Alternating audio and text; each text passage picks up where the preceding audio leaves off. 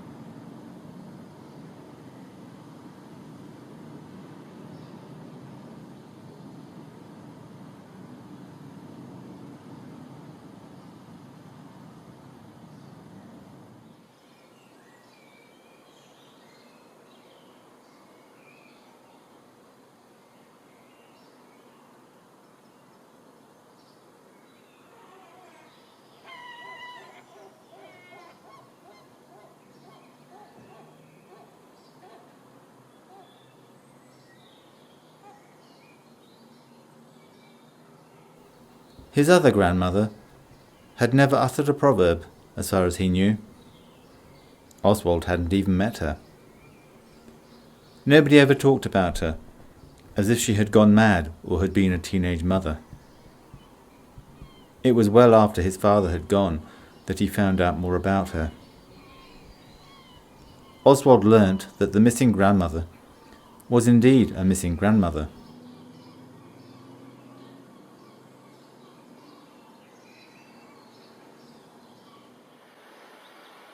The story was that she left the house one day and was never seen again.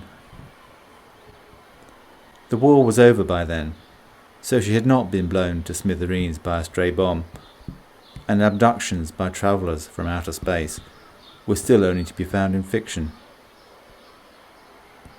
She walked out of the house into the streets of a busy port and disappeared. The feeling that this gave Oswald was entirely new.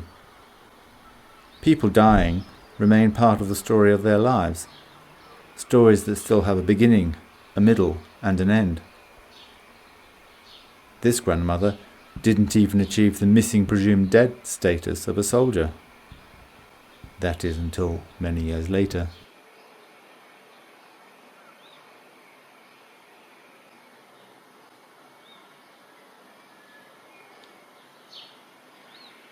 Ever since Oswald knew about his missing grandmother, he himself had lived in limbo, not sure if he was living in the real world or living in a dream from which he might one day wake up.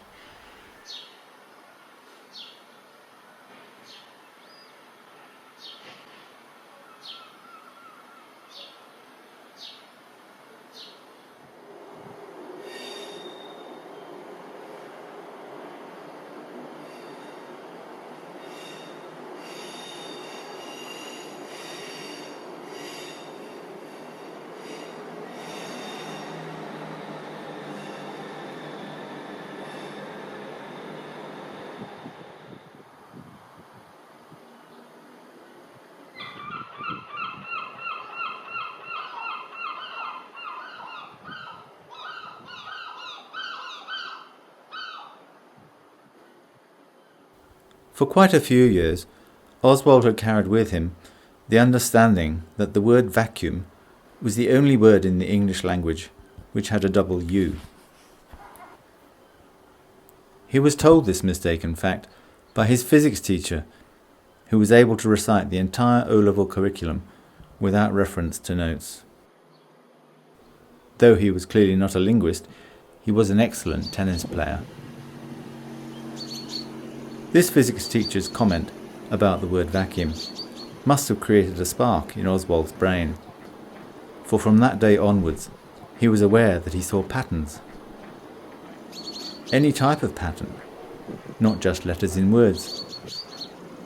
He saw the geometry in buildings. He could see the patterns in a chess game. If he thought the colour red, he saw everything about him that was red. Maps for him were a literal alternative reality. Though patternless music was extremely difficult for him, and the arbitrary simply chaotic. Oswald thought that all this was perfectly natural. He thought he was just becoming an adult. But before long, it became obvious that nobody else was seeing things in quite the same way.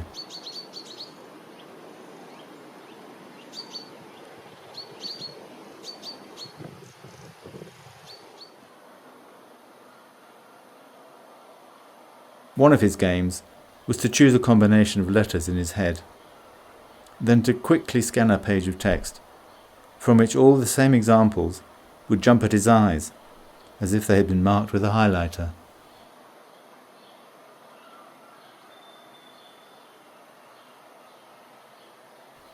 Oswald was particularly proud of a nonsensical text that he had written. It was titled, "Moorish Princesses Strolled Freely, like a Tongue Twister." He might have been in Seville in his mind, but his inspiration came from further west, in Lisbon, where Pessoa had a day job as a bookkeeper. In his job title, Pessoa had a double O, a double K, and a double E. For fun, Oswald took a page from a book by Pessoa, then extracted all the words with two identical consecutive letters: surrounded, suffocation, illusion, princesses, etc. Then he rearranged them to form what others, with less of a sense of humour, might call a poem. This pastime with words must explain why they had called their daughter Hannah. Anna was the obvious choice. It had a double N already. In fact, the nice thing for Oswald was that if they had used the two names of their own mothers as middle names for the child, Anna's initials would be A-N-N-A, also Anna. This was too much for Oswald's wife, who often worried about what patterns he saw in her. So they chose Hannah instead, Oswald at least retaining some satisfaction that the name was still a palindrome.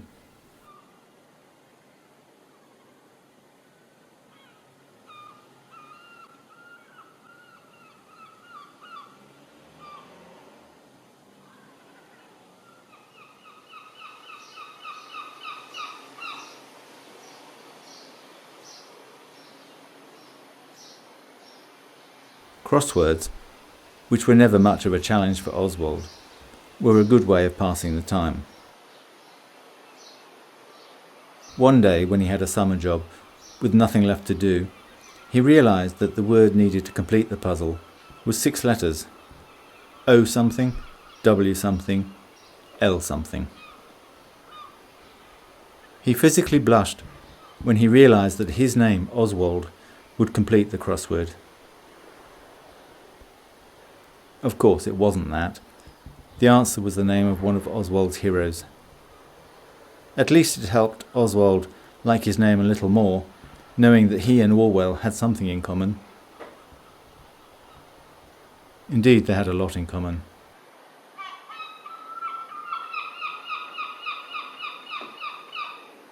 As Oswald grew up, and society's morals unravelled, Orwell's critical perspectives remained firm, while his satirical visions seemed to have become a model for the English to mimic. It's almost as if he knew when he wrote the story in 1949 that Thatcher would be Prime Minister in 1984.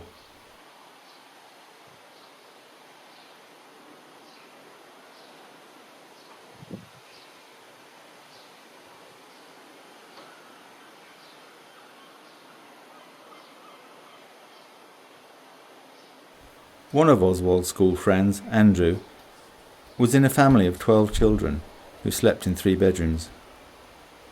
He always had a faint odour of the rubbish bin about him, and his shirt never seemed to be clean. He used to wipe his nose on his cuff. Andrew told him how his mother baked a cake every day, so that when they walked in from school, they each had a segment of a Victoria sponge waiting for them. Obviously, Oswald loved this, a circular cake neatly cut into 12. Like Oswald, Andrew was permanently hungry at that age, and he would hang around like a wolf, hoping that his older sister, concerned about her figure, would decide that she didn't want her part. Andrew went on to become a cartographer with the Ordnance Survey, and once told Oswald that when he was studying, he learned that the natural resources of the British Isles could support no more than 7 million people. Oswald wondered what this meant as actual land area, and out of curiosity divided the surface area of England, Scotland and Wales by 7 million. The result was equivalent to a square of land with sides of 180 metres, a distance Oswald could easily run in half a minute. Convinced that he had made a mistake in his calculations, Oswald checked his figures, only to confirm that 8 acres was indeed correct. Then he took the current population figure of 66 million to find that each British citizen has the equivalent resource of a square of land 60 metres by 60 metres, not even an acre. Confronted with this figure, Oswald could see why England was no longer feeding itself. His own pathetic attempts at growing food might have been satisfying when it worked, but one year everything failed. It would have been famine without onions from New Zealand, beans from Kenya, or a few prawns from the Caribbean. Vernon Brodel, another one of Oswald's heroes, came back to him. Spade or plough?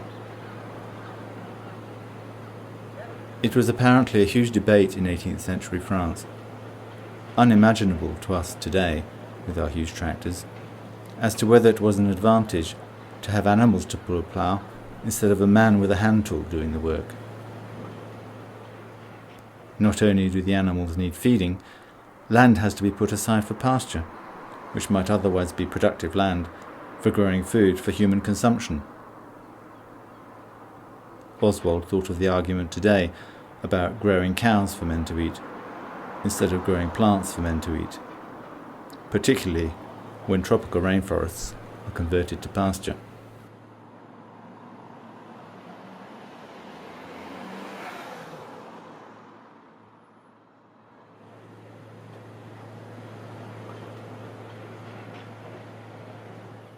Tools seem to be the key to the ascent of man, and as Oswald was beginning to realise, machines are the downfall. He was usually excited by tools. They are so perfectly tailored to the task. Every now and then, he had found himself with a cheap tool, and it just wouldn't do the job it was supposed to do. His best friend was a joiner who wrote him a list one day. It was a list of hand tools that could be carried in 2 holdalls. With those tools, he said, you can do any carpentry job that has ever been done. All of the tools were sharpenable and repairable. Just to help Oswald, he had recut a long wooden-handled 19th century saw for sawing along the grain instead of across it. Everybody else has a disposable hardpoint saw with a plastic handle, which they throw away if they realise it is blunt.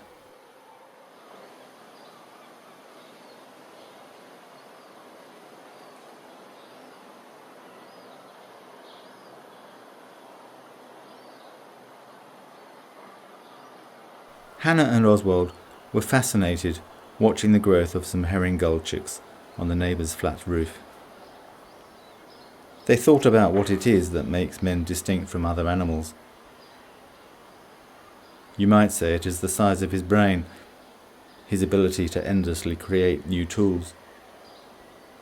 Or you might say that it is consciousness, of which the least used aspect is the ability to not behave instinctively. Animals can only respond to their hunger and their instinct to procreate. Man can create political and legal structures aimed at collective justice, which are a brake on individual behaviour. Oswald celebrated this, but as he watched the young birds, he realised that the most important difference between man and animals today is that man is no longer in the natural cycle of life on Earth. All living things are in a complex web of interdependence, except for industrial man. All living things derive everything in their existence from only the sun and the rain. Archaeology shows that for 200,000 years man was also in this natural life cycle, able to build the pyramids and the cathedrals. Only for 200 years has he made his environment synthetic.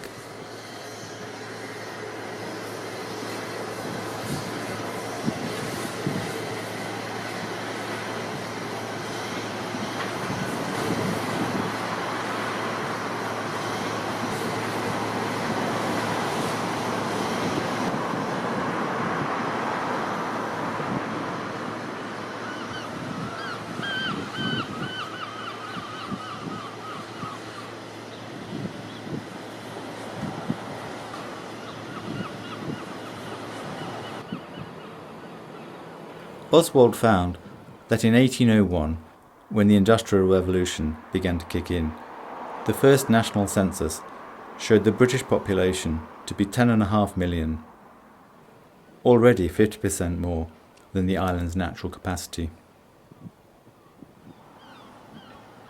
Most of the canal system had been dug by then. Heavy goods could be moved about in wooden barges, pulled along by a horse, or propulsed through a cramped tunnel by ligging. The canals were fed by the rivers, and the same rivers were manipulated to power the new machinery, particularly mechanical looms. This growing industry led to the creation of new towns beside the factories, and the rapid expansion of others, so that by 1850 in England, more people were living in towns than were living in the country. Brodel compared this to France, where it was only in the 1950s, 100 years later, after the two wars, when there were more French living in towns than the country. Prior to 1800, there had only been a handful of cities in the world with more than 100,000 inhabitants, and by then we had had Athens and Rome. The Industrial Revolution brought into being the large city.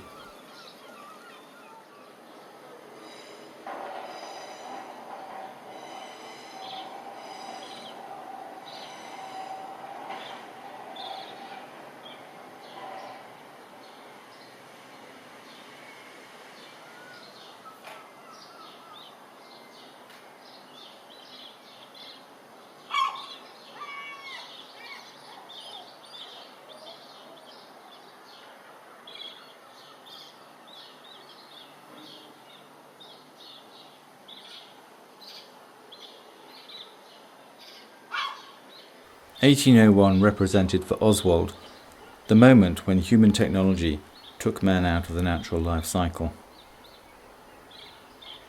This conclusion was particularly irksome for Oswald, as he had always liked trains, which came along later. He had always had the feeling that the train was the most intelligent form of transport that man has ever created. But the more he looked at it, the more he realized that the invention of the steam locomotive was the thin end of the wedge that opened up the gulf between man and nature. The new railway system in England, constructed in the second quarter of the 19th century, began to give people the idea that they could travel further than a few miles and do so regularly. It was this transformation in expectation that accelerated technology to the point that in 1908, the mass-produced Model T Ford was available to the common man.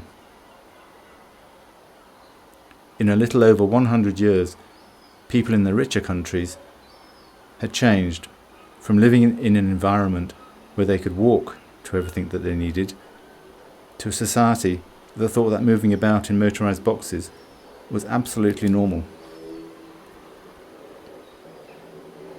The real problem, though, Oswald could see, is that all habitat construction since the Model T Ford, everything built for the last 100 years, has presumed that this ant-like behaviour will continue. Now it is also the model for the human population who don't have the car, the vast majority of humanity.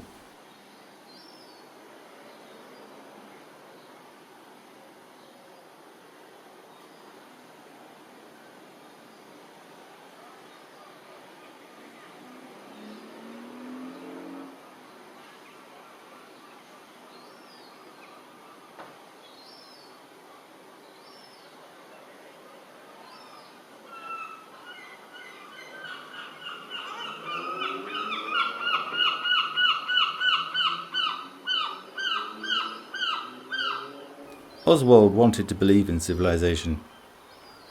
He wanted to believe it had all been worth it. He wanted to believe it could continue. Seeing the looming climate change, he tried to imagine what would have been a universal standard of living for mankind that didn't compromise the planet's equilibrium. Everything pointed to the pre-industrial world of 1800, before the genie had been let out of the bottle. This was hardly nostalgia. Who would want to be there when Napoleon was marching around Europe? It is simply the last time that the carbon was still in the ground.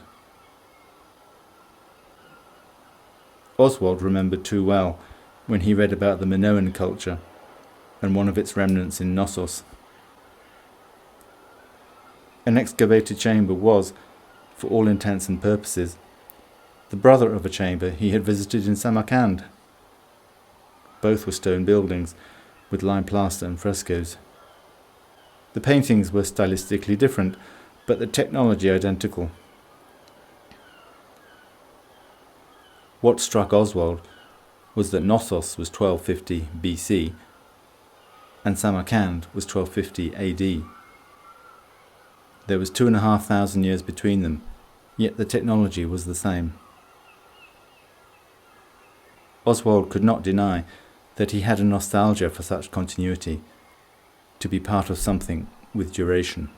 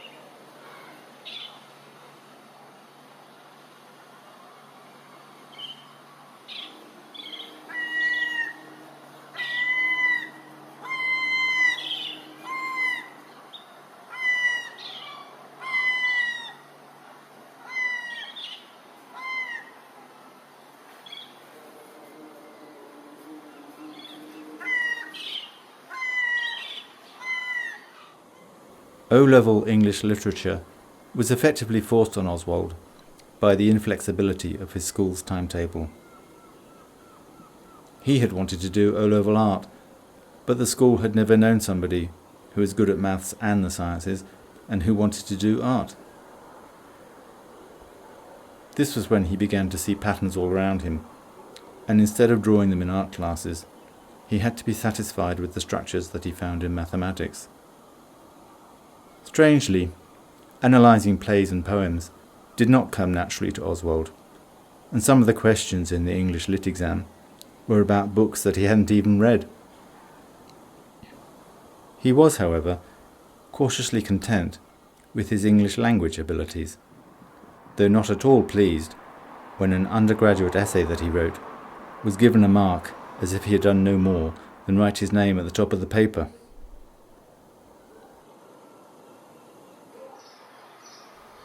The reason was quite simple. Oswald's essay did not deal with the subject. He had gone off on a tangent, provoked by the question, to revisit his physics teacher and the first law of thermodynamics. Oswald's pleasure in physics derived from the neat match between theory and observation. The experiments they had done in the practical lessons remained clear in his mind, but the comfort for him is that physics is universal.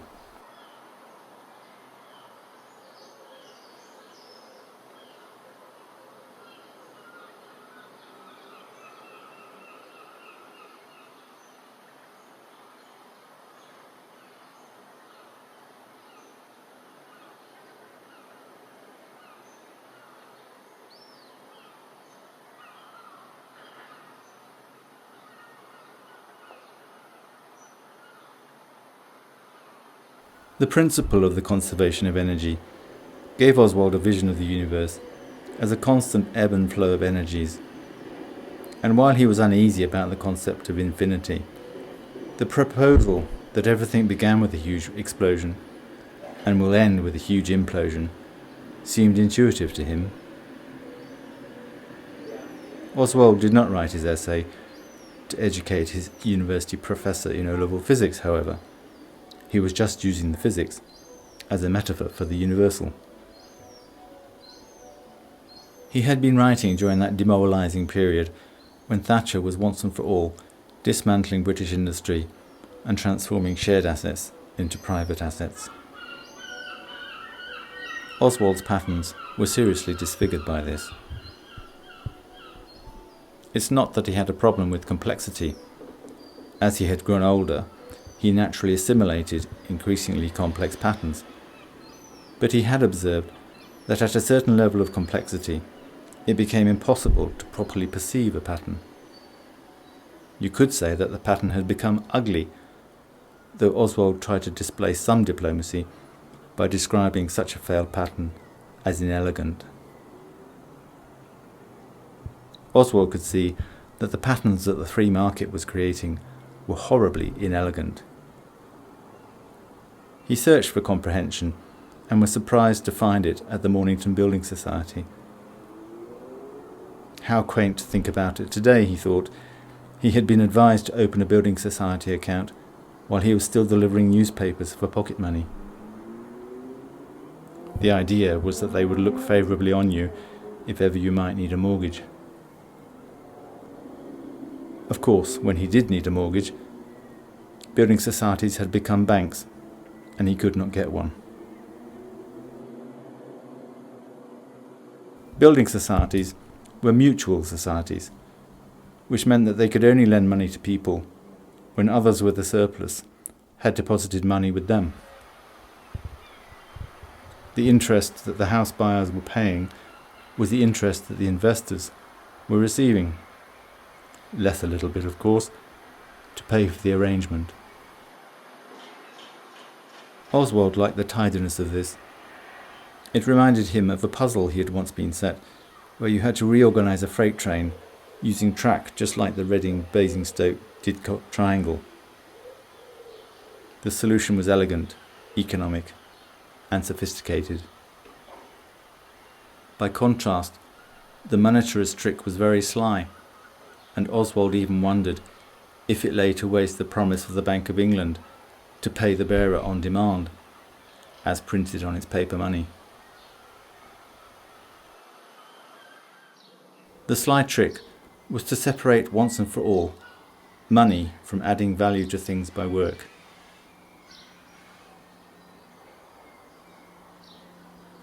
The 2008 financial meltdown came as no surprise to Oswald, and neither did the worrying fact of global debt arriving at 3 times the global domestic product. It was the same year that the United States Senate eased into existence $1 trillion out of thin air, just to make the sums work.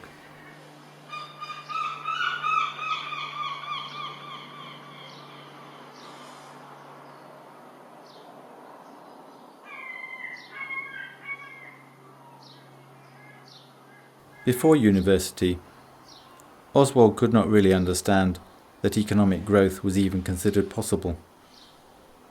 He thought back to Andrew and the cake. For him, each part of the cake would get smaller as more came to the table. Each would have less, not more, as the population grew.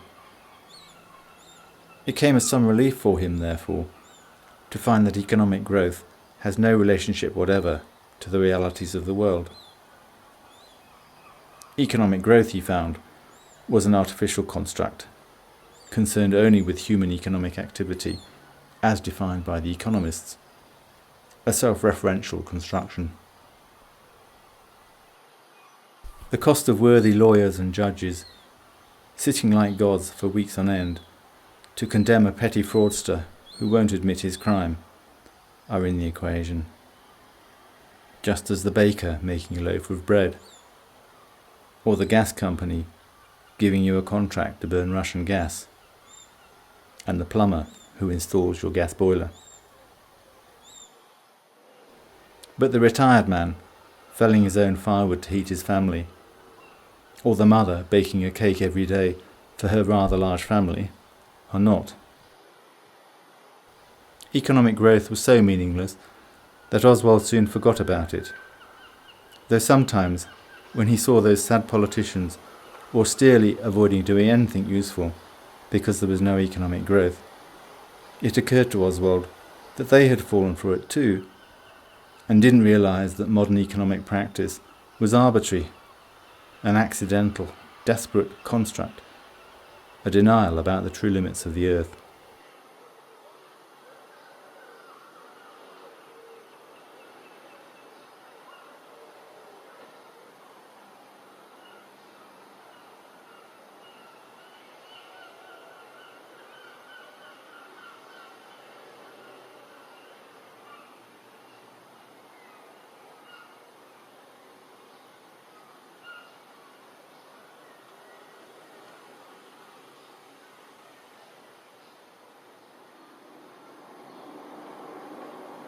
F equals ma.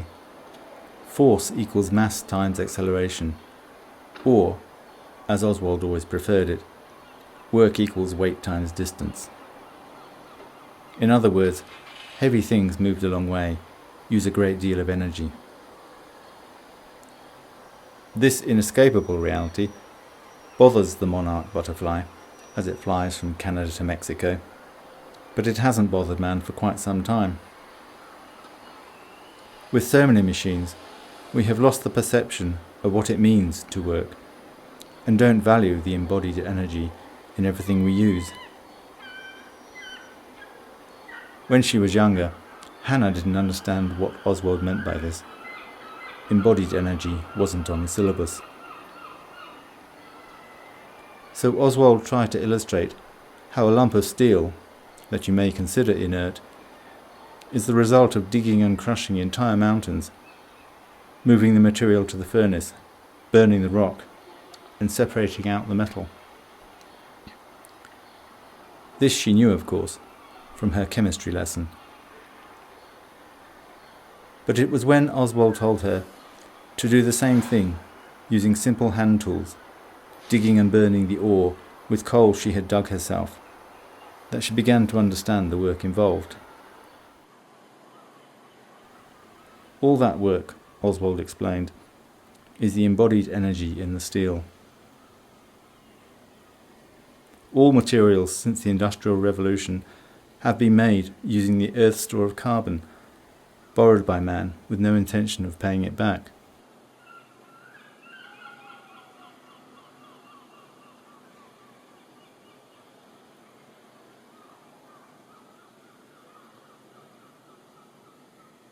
Oswald has his own little maxim.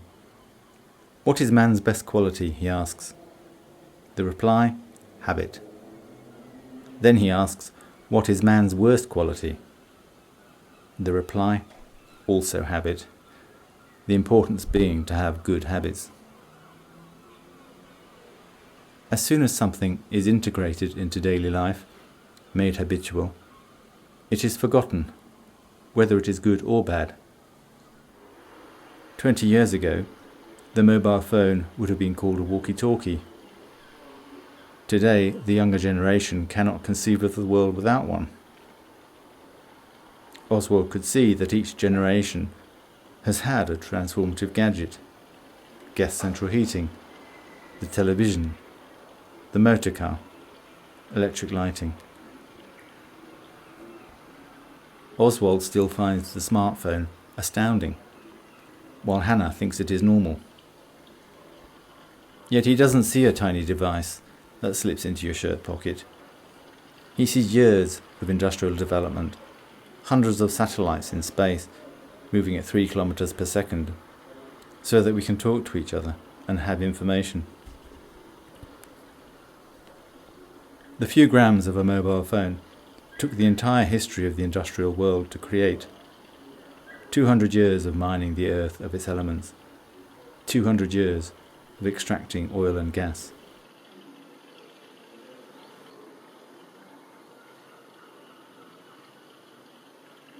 Oswald tried to think of anything that he used every day that was not synthetic. As he looked around him, all he could come up with was wooden things, handmade paper, charcoal, chalk, most of his clothes, and the stone walls of his house. Things produced by man use elements from the earth that have been refined to perfection, and the transformation usually makes them unrecyclable by nature itself. No wonder the world is complaining. Oswald liked the sincerity of the climate change lobby, but he didn't like the hypocrisy, because they knew, if anybody does, that the change in the climate cannot be stopped by merely levelling carbon emissions. The accumulation of carbon released over the entire 200 years has an inertia that cannot be stopped. All that carbon has to be taken out of the atmosphere to stabilise the planet's climate, not just left where it is.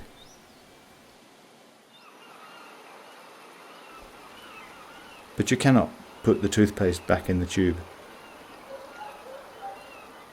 Man is relatively powerless to undo what he has done, so the planet will take on the task.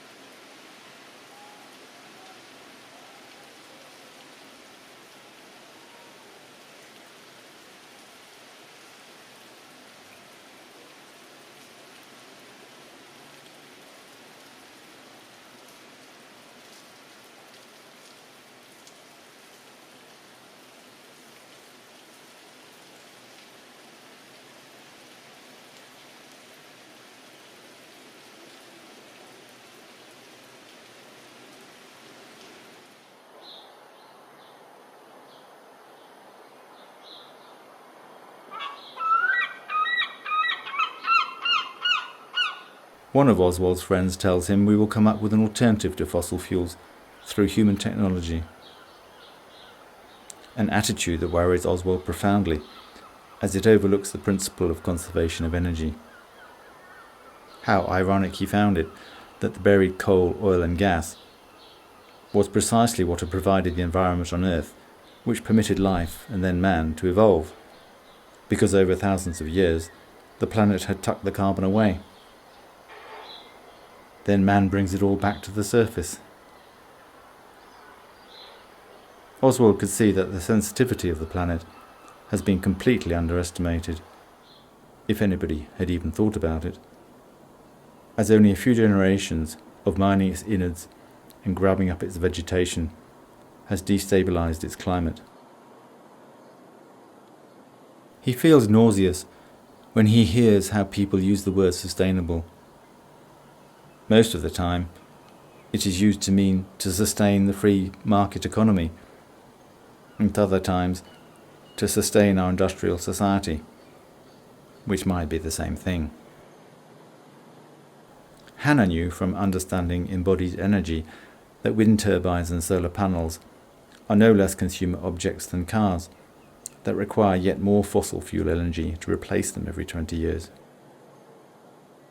She began to think that the ever-increasing amount of energy consumed by man can only be met with nuclear power, a non-carbon fossil fuel, clean, silent, invisible. But even a nuclear power station lasts only 60 years, barely long enough to establish a new forest, while producing what is effectively eternal toxic waste that we don't know what to do with.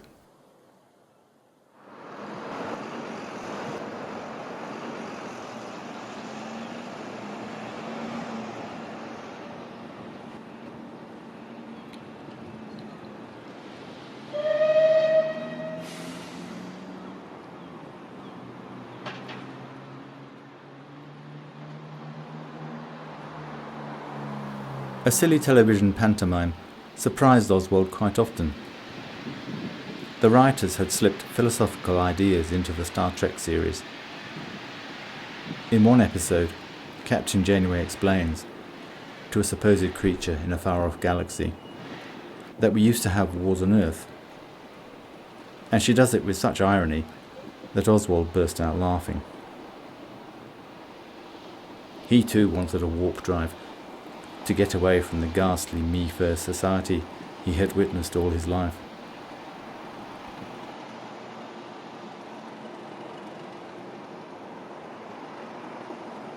Most of his friends considered Oswald to be a pessimist, while he believed he was optimistic but impatient. When the internet really got going, he saw a net being thrown over the world, the entire human population brought together, sharing the same objective information, realizing their common destiny. But now Oswald began to appreciate, just as Orwell had painted a not inaccurate 1984, it may well be 2371 before we can smile and say, we used to have wars on Earth.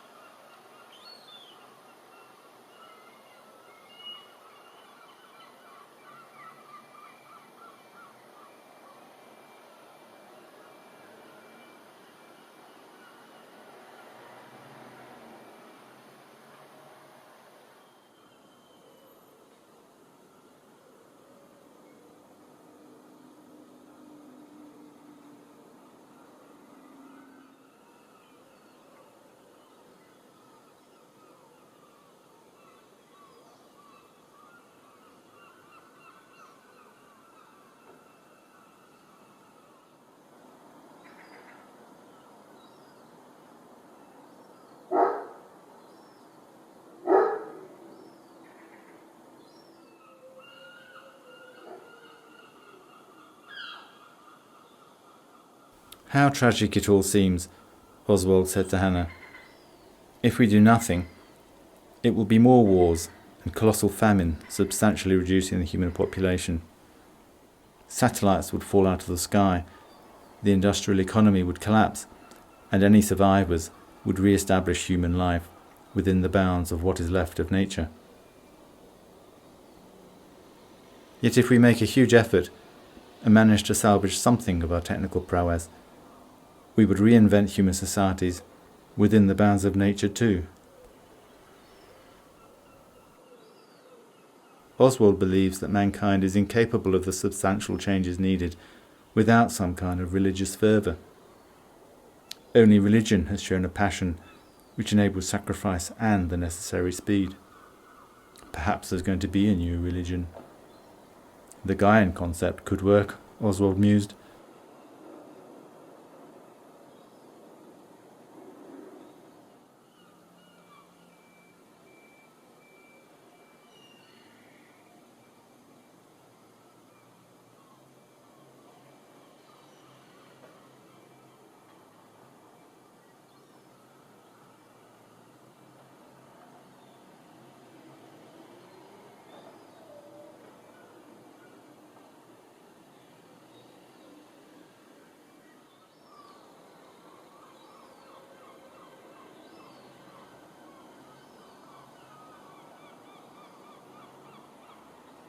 When Hannah despairingly said that people only think about money, Oswald wondered if money could be reimagined. What if the cost of things was related to its energy content? Hannah didn't have a clue what he meant by that, and Oswald wasn't sure himself, but a pattern was forming in his head.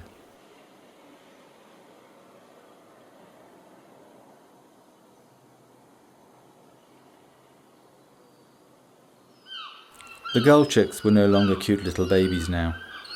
For 2 months, the parents had been flying in, just like the Berlin airlift, the chicks devouring first regurgitated food, then fragments of fish. The parents didn't have untaxed aviation fuel.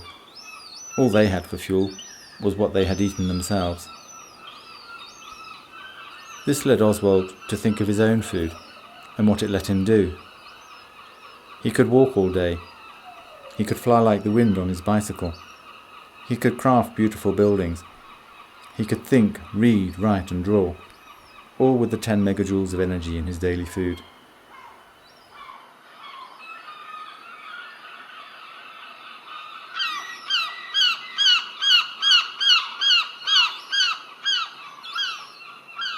To try to explain to Hannah what was forming in his mind, he looked at her car and calculated that in 4 kilometres the car had used as much energy from petrol as Oswald needed for everything that he did in a day, derived only from his food.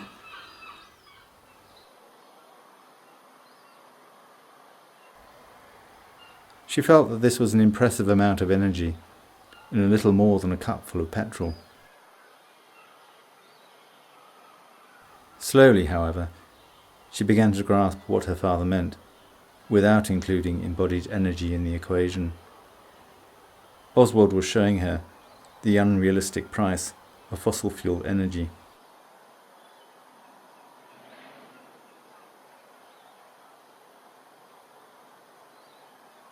The price given to petrol means that 33 pence of petrol is giving you the same energy as nearly 10 pounds of food. Food appears to be expensive, 30 times more expensive than petrol for the same energy content. Yet it is food that we need, and petrol that has destabilized the planet's equilibrium. It is petrol that should be prohibitively expensive.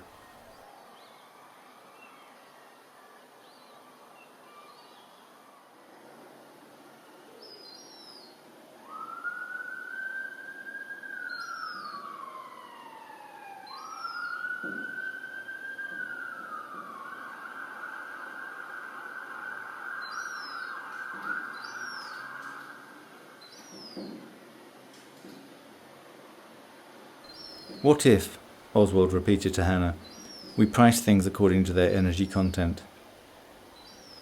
Hannah was still finding this difficult. She thought that this would only make the rich richer. Countries with oil would be worth so much more. Then it dawned on her that Oswald had already decided that it was not the apple that was the forbidden fruit. It was carbon. Oswald had assumed in his thinking that fossil fuel exploitation, the thing that has created the imbalance, must stop completely. That to integrate again with the natural cycles on Earth, man must depend only on the energy provided by the sun, converted directly by the planet, not by carbon-exploiting machines. Agricultural societies, for so long sneered at by industrially developed countries, would find themselves justly respected for not having destabilized the world, for not having soiled the nest.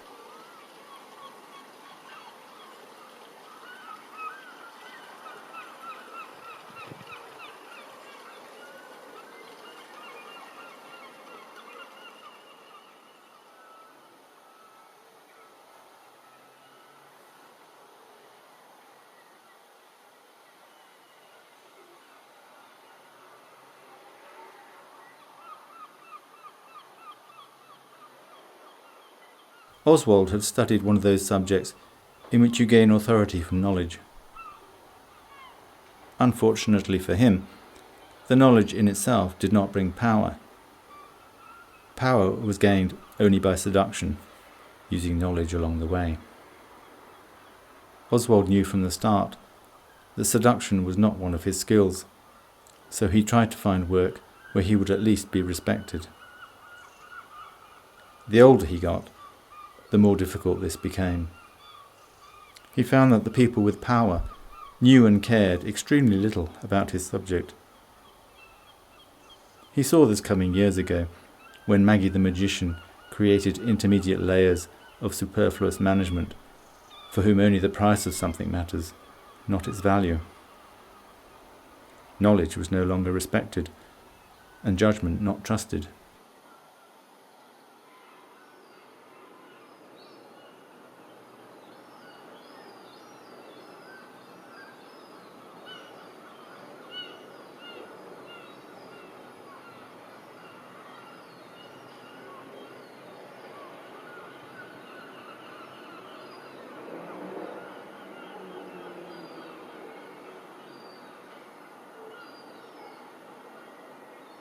When Oswald was at university, Tony Benn had introduced a small group to the realities of being a politician.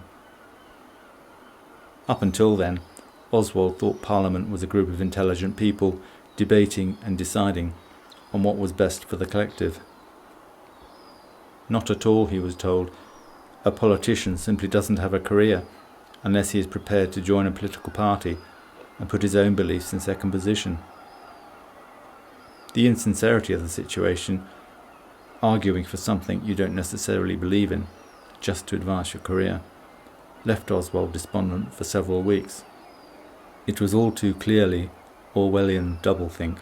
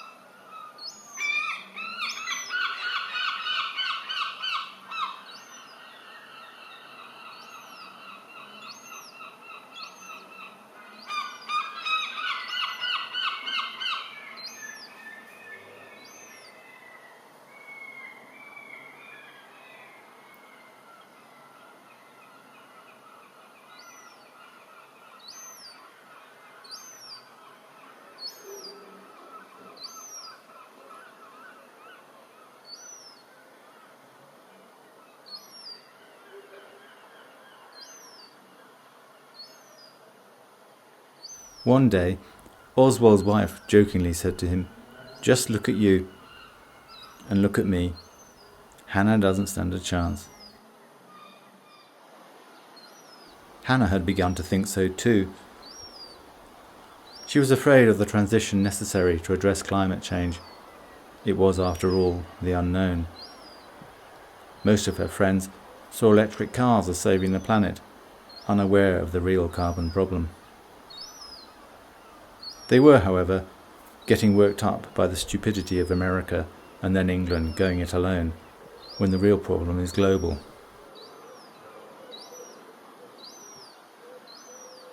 Political philosophers were still niggling about the supranational powers of the EU, while industrial man prepares to go down the plug hole. Hannah's grandfather had vividly convinced her that the post-war creation of Europe was the end to European wars.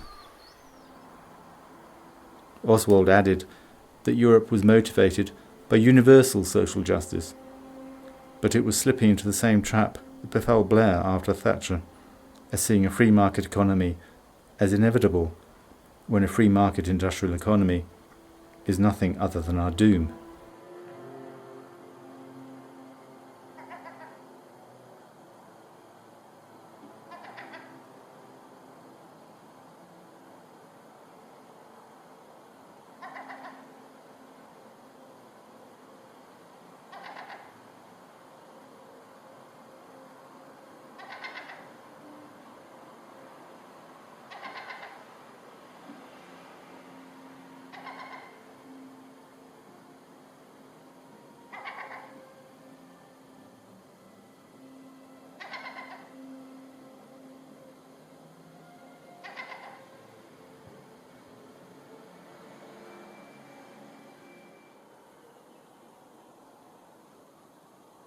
However, Oswald said to Hannah, for 28 countries to have agreed something is not bad going, since no national government can achieve anything at all these days. As soon as the public disagree, they vote out the incumbent. Europe is therefore a hope for us all, he said encouragingly. It is a long-term project for humanity, institutionalizing by common consent that which is best for the collective. It is the best, perhaps the only hope, to do something positive for controlling the runaway train of carbon release. The problem Hannah could see was that to be able to agree a fair, mature, common path and participate in that project, England had to be sitting at the table.